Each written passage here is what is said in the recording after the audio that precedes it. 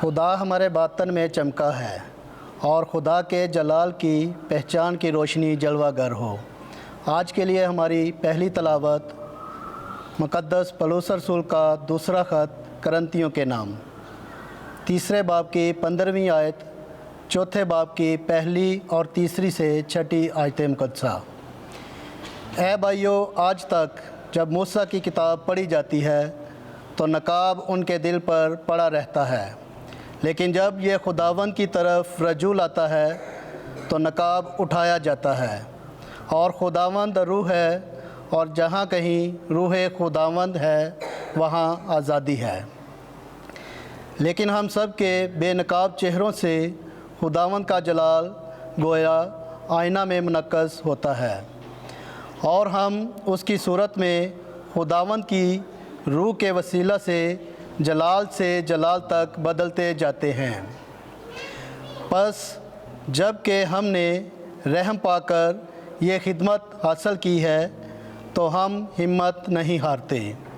اگر ہماری انجیل پوشیدہ ہے تو ہلاک ہونے والوں پر پوشیدہ ہے، یعنی ان بے اعتقادوں پر جن کے اذہان کو اس جہان کے خدا نے اندھا کر دیا ہے، تاکہ خدا کی صورت یعنی المسیح کے جلال کی انجیل کی تجلی ان پر نہ چمکے، کیونکہ ہم اپنی نہیں بلکہ مسیح یسوع خداوند کی منادی کرتے ہیں، اور اپنے آپ کو یسوع کی خاطر تمہارے غلام تصور کرتے ہیں، کیونکہ خدا جس نے فرمایا کہ تاریکی میں سے نور چمکے، وہی ہمارے باطن میں چمکا ہے، تاکہ خدا کے جلال کی پہچان کی روشنی یسوع مسیح کے چہرے سے جلوہ گر ہو۔ آمین۔ خدا کے پاک کلام کے پڑھے اور سنے جانے پر خداوند کی برکت ہو۔ زبور 85 جماعتی جواب۔ اس کا جلال ہماری سرزمین میں بسے گا۔ میں سنوں گا کہ خداوند خدا کیا فرماتا ہے۔ وہ ان سے سلامتی کا کلام کرے گا، یقیناً اس سے ڈرنے والوں کے لیے اس کی نجات قریب ہے، تاکہ جلال ہماری سرزمین میں بسے۔ جماعتی جواب۔ اس کا جلال ہماری سرزمین میں بسے گا۔ شفقت اور سچائی باہم ملاقات کرے گی، عدل اور صلح ایک دوسرے کا بوسہ لیں گے۔ زمین سے صداقت اگے گی اور عدل آسمان پر سے نظر کرے گا۔ جماعتی جواب۔ اس کا جلال ہماری سرزمین میں بسے گا۔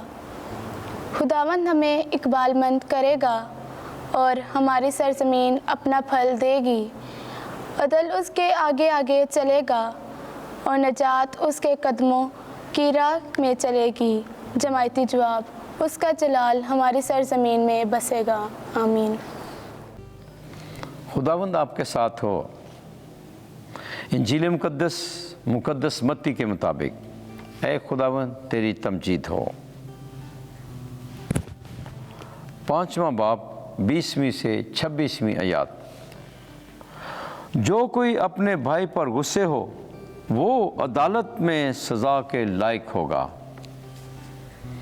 ایک دن یسوع نے اپنے شاگردوں سے کہا کہ اگر تمہاری راستی فقیوں اور فریسیوں کی راستی سے زیادہ نہ ہو تو تم آسمان کی بادشاہی میں ہرگز داخل نہ ہوگے۔ تم سن چکے ہو کہ اگلوں سے کہا گیا تھا کہ تو خون مت کر، اور جو کوئی خون کرے عدالت میں سزا کے لائق ہوگا۔ لیکن میں تم سے یہ کہتا ہوں کہ جو کوئی اپنے بھائی پر غصے ہو وہ عدالت میں سزا کے لائق ہوگا، اور جو کوئی اپنے بھائی کو راکا کہے وہ عدالت عالیہ میں سزا کے لائق ہوگا، اور جو کوئی اس کو احمق کہے وہ جہنم کی آگ کا سزاوار ہوگا۔